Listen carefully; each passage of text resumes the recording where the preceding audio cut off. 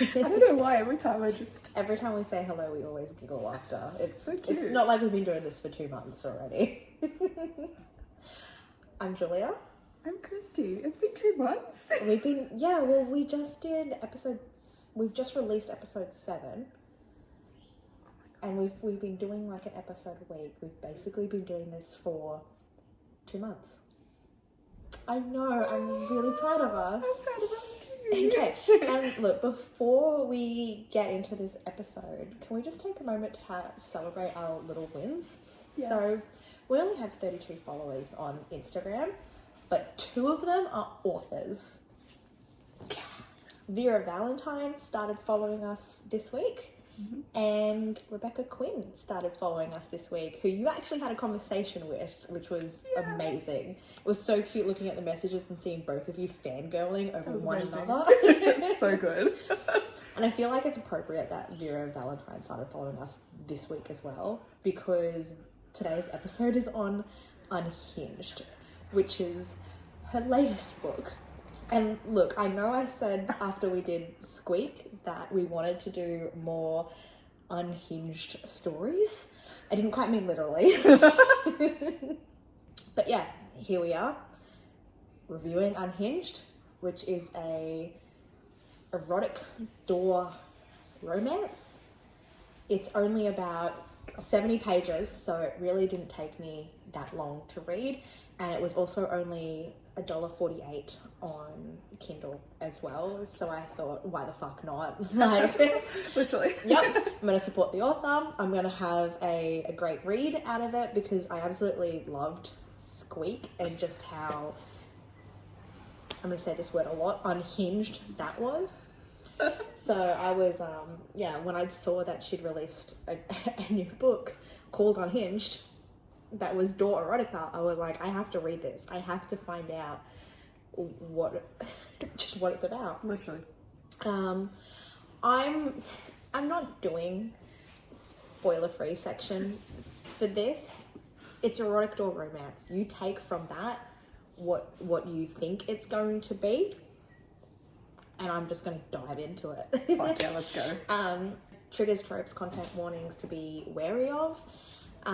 It's not as spicy as what I anticipated it to be, and I think because I'd read Squeak previously, and that one, because it had themes from like Omegaverse and mate bonds and stuff, there was a lot of like sex almost on every single page once they started fucking.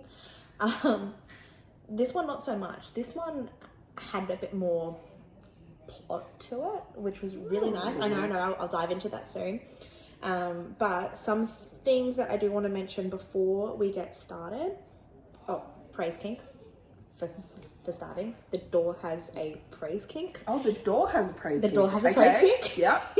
Okay. I know. Caught me by surprise. So, for your, I guess, content warnings, things that some readers might find triggering, there's implied drug use, there's murder or talks of a past murder, abuse and physical violence, as well as gun violence and a brief character death. You could say those things aren't very adorable. Christy, that's awful.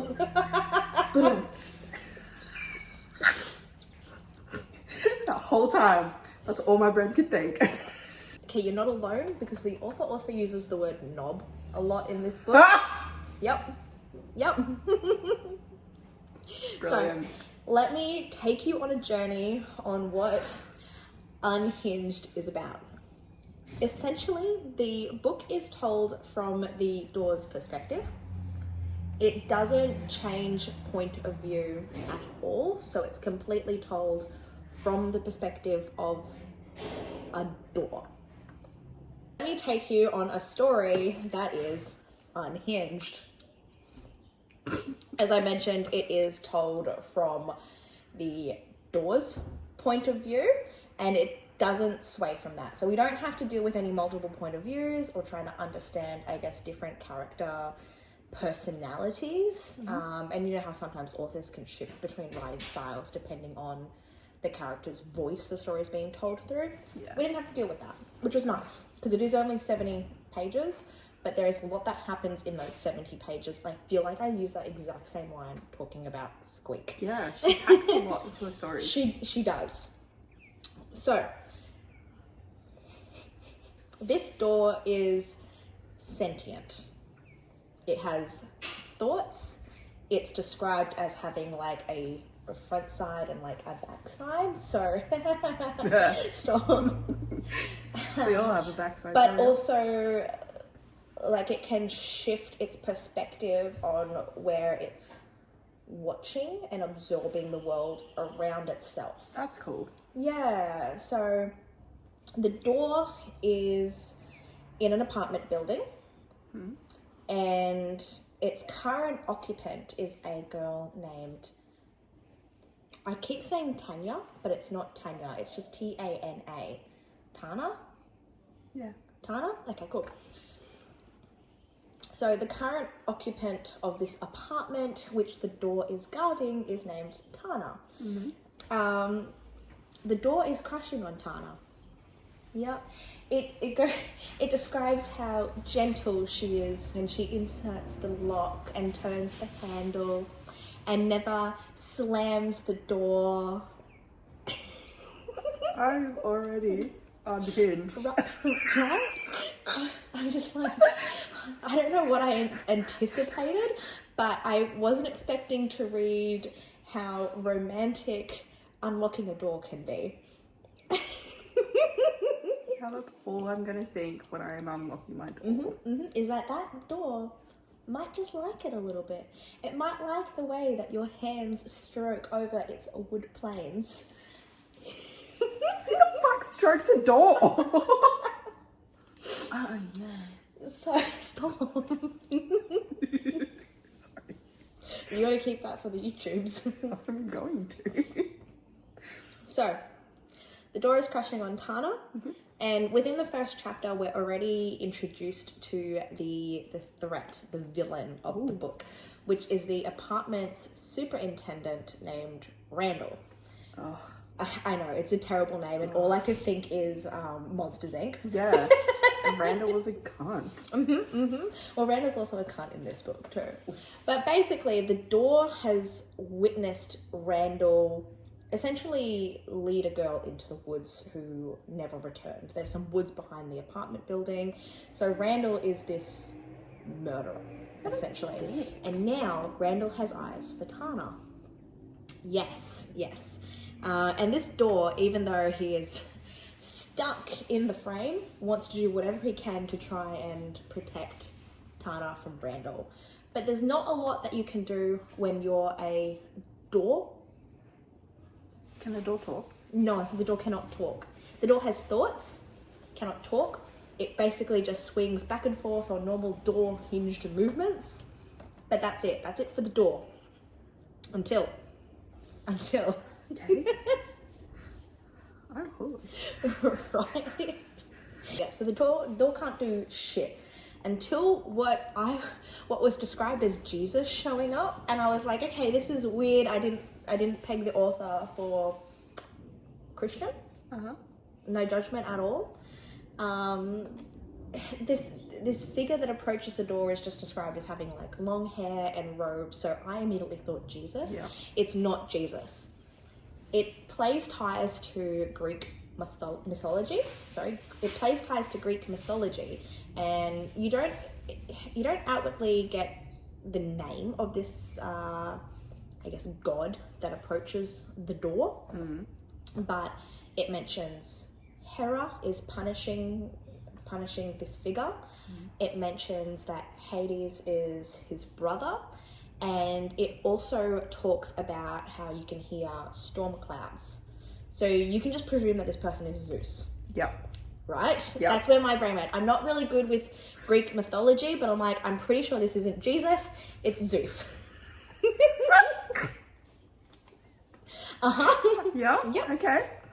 So Zeus shows up tells the door that he once fucked a tree in a grove somewhere, and that apparently one of his acorns must have come across the sea and, you know, grew a tree, and this wood from the tree, it's so fucking random, but essentially the door is offspring of Zeus, and that he's like part dryad. You're speechless. But that is why the door is sentient, because he's a descendant from Zeus. Yes. What the fuck? Because Zeus fucked the tree. It described... Okay, wait. Filthy bitch. So, and I quote, Zeus fucked a perfectly positioned knothole on this really sexy tree. Yep, that's a line that I read. I'm uncomfortable. Get this. So the door has a chance to become a real man, but has to convince Tana to, and I quote again, do what I did to the knothole while he's in door form to be set free. So this door has to convince Tana to fuck it. Okay. Yep. Without talking. Yes, but, and here's what I probably didn't explain really well. Zeus says that tonight he will have the opportunity to talk to Tana in her dreams. And he only has that opportunity to convince her to fuck the door. Okay. Mm-hmm. In door form?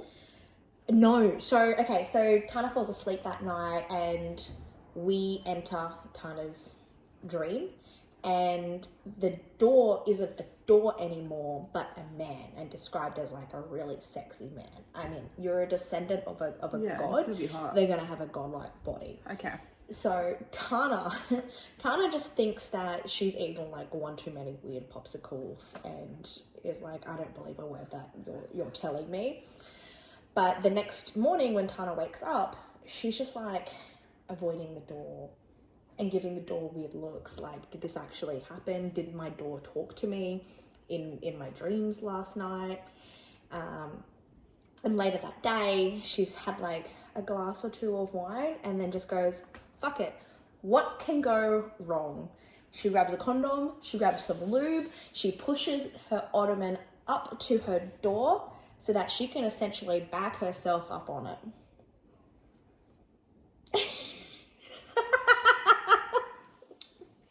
Mm-hmm. Folks, for those that aren't watching the YouTube right now, I don't have words. Mm-hmm. I am shook. Mm-hmm. Yes, so the door in her dreams has convinced Tana to fuck it. And like, here's another beautiful line that we got during this dream sequence. But the door said, we must be together in the way that you are with your shivering blue stick. Really? Mm-hmm. Mm-hmm. So because this door has essentially only ever been a door, it hasn't learnt about the world, so it doesn't know the word for vibrator.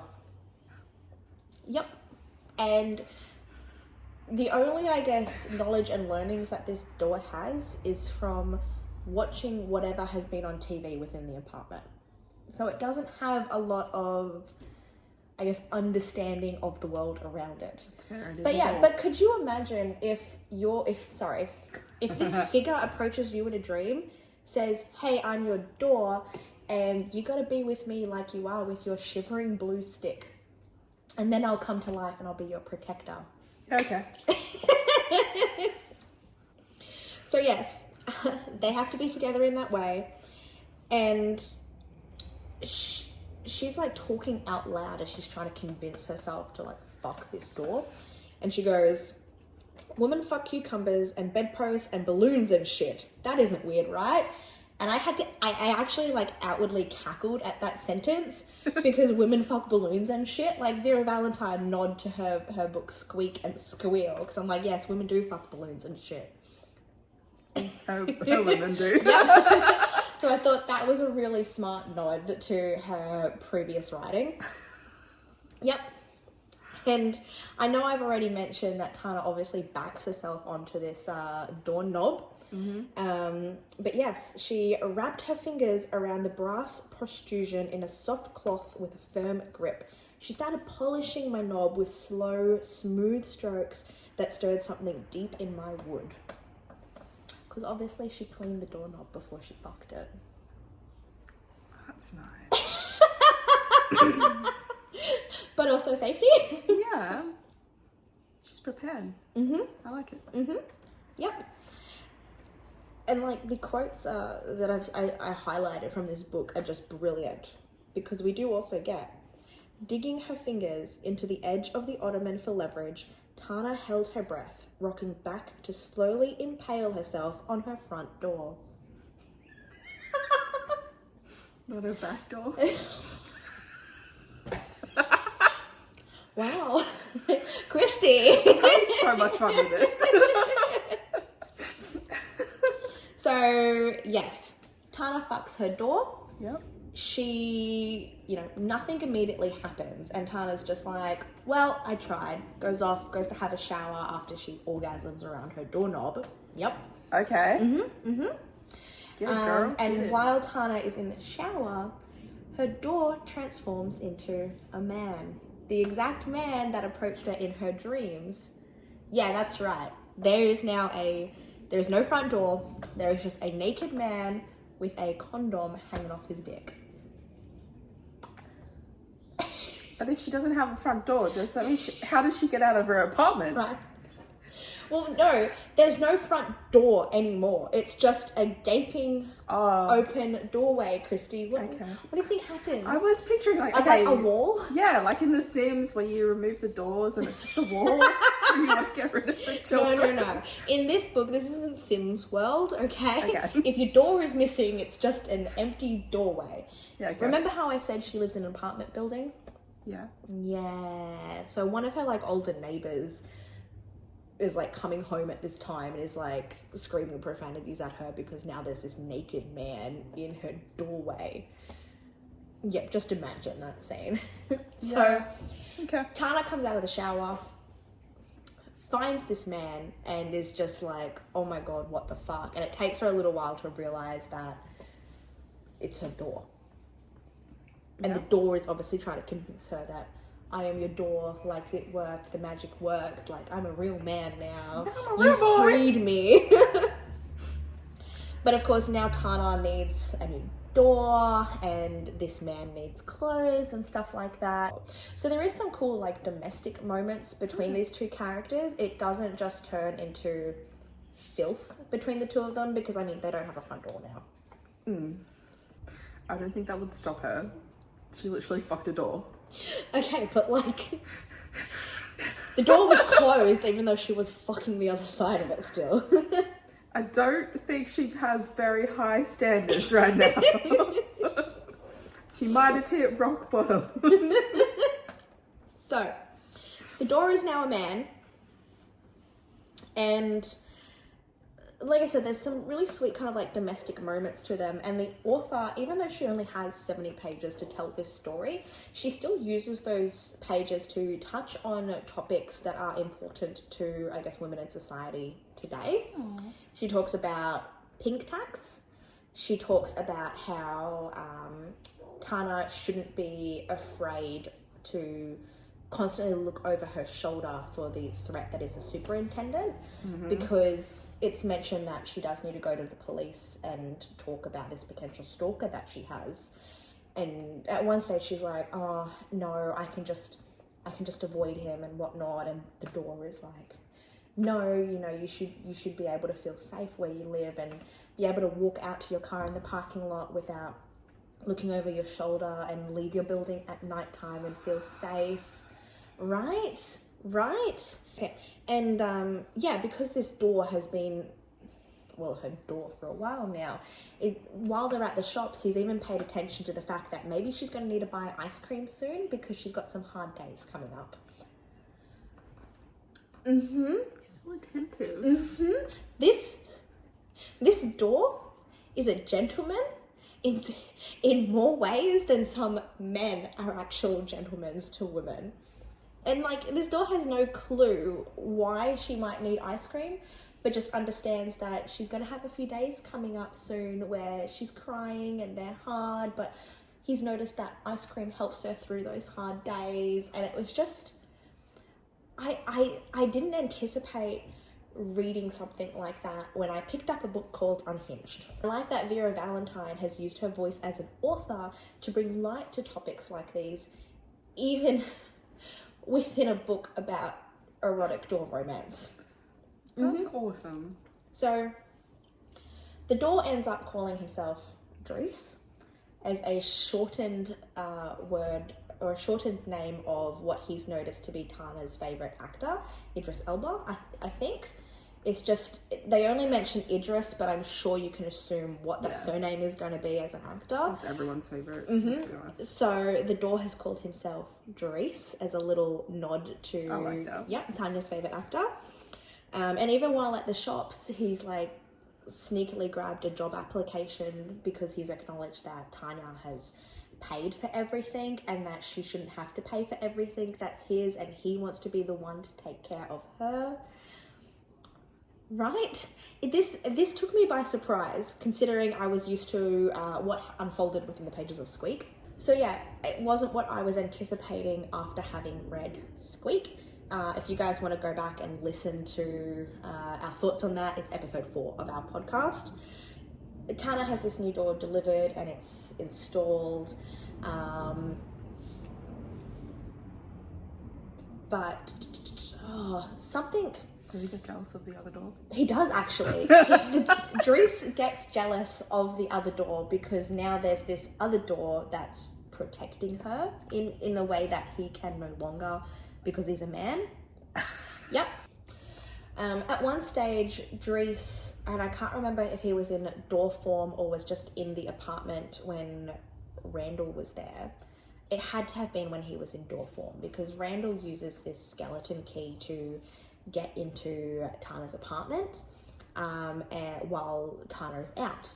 And he goes into Tana's bedroom, he like grabs her panties, and also goes into Tana's fridge and spikes her orange juice because Randall's been paying close attention to Tana and her, I guess, movements over the last few months and knows that today's the day that Tana usually has mimosas.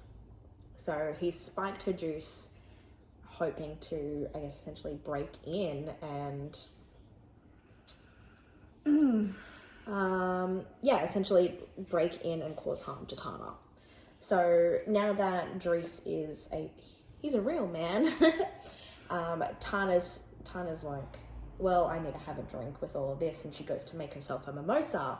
And Dries is like, no, you can't do that, smacks the juice out of her hand. And this is where Dries tells her in more detail than what he could have in the dream that Randall was in here while you were out getting groceries. He was in your bedroom, sniffing your panties and spiking your orange juice. Yep. So that kind of leads to, the shopping scene then. And when they're back into the apartment, the new door's been installed. They are cleaning Tana's room. So she's taken out everything from her room to put it through the wash because they don't know what he did when he was in her bedroom. Dries is like, give me a cloth, give me some spray and wipe. I'm going to clean your bed and your bedside tables and just make sure everything's nice and clean for you because we don't know what he's done. Yeah. So that then leads Tana to calling Dries a good door. And this is where we discover that the door has a praise kink and likes being called a good door and doing what Tana tells him to do. And Tana gives the door his first hand job.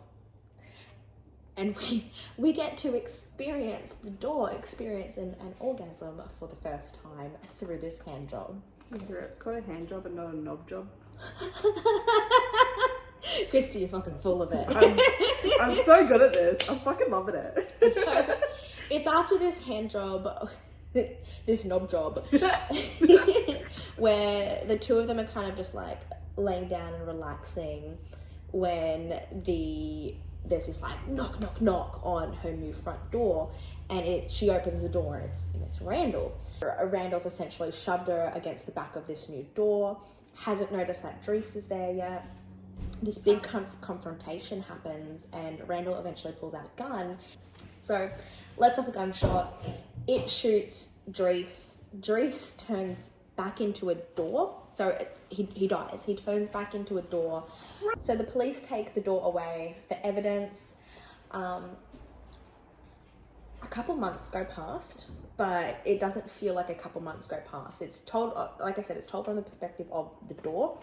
So what Dries remembers in this time is essentially turning back into a door, being carted somewhere cold and white, which must be like the police investigation room, and then he's put back into like another moving vehicle, and then recognizes that he's been returned to Tana's apartment.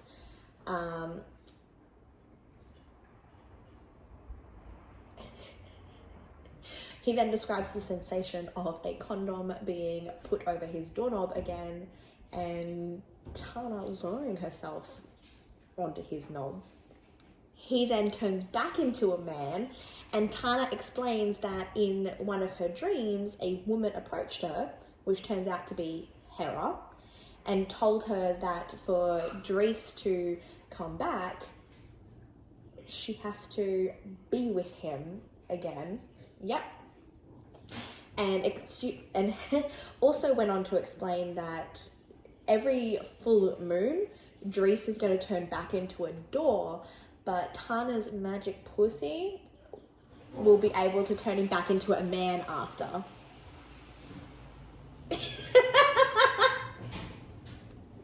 What? Yep. And apparently, we also learn that Dries will be able to control the change once he's able to, I guess, learn a little bit more and get used to his human body. He'll eventually be able to control the shift. And Tana's all like, yes, I could get used to that. I do like impaling myself on your doorknob. What the fuck? And that's how the book ends. Yep. Unhinged. I gave it 4 out of 5 stars, but probably only a 2 for spice. Vera, 2 out of 5 for Valentine, spice. what the fuck? I know. I loved it. I'm fucking downloading this after we finish filming. Please. Like, it's only $1.48. Support your author. Fucking bargain. What? Maybe it only took me like an hour to read all up. But I thoroughly enjoyed it. I loved the twist on what is erotic door romance.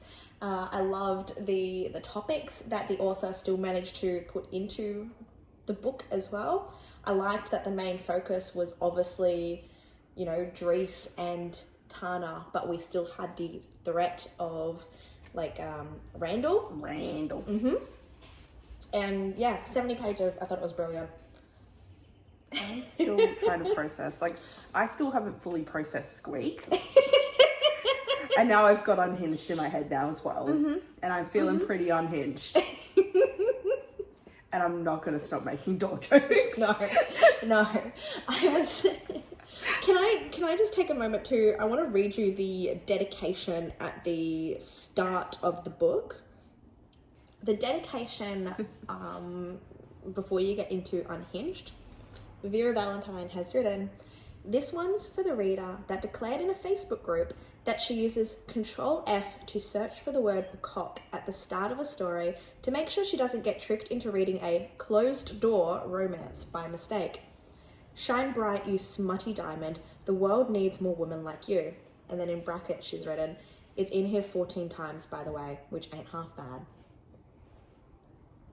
So you get the word cock 14 times, but you do also get references to the word knob more.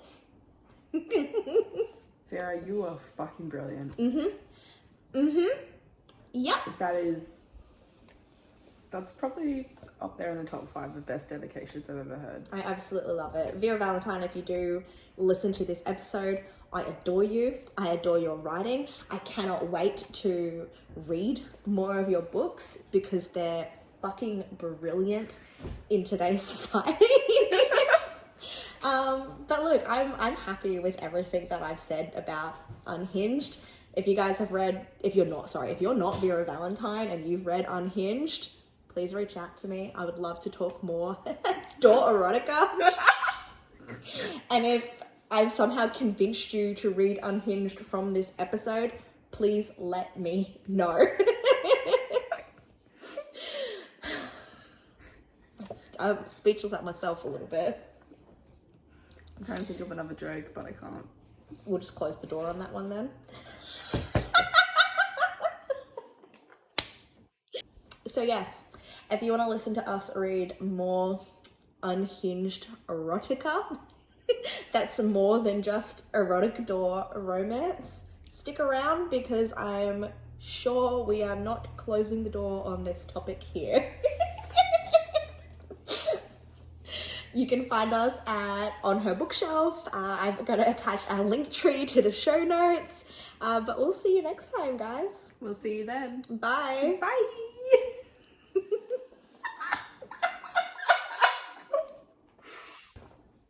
I'm deceased. I'm actually deceased. I am deceased. It was worth the entire $1.48 I spent. That is brilliant. Mm-hmm. That is fucking brilliant. Wow.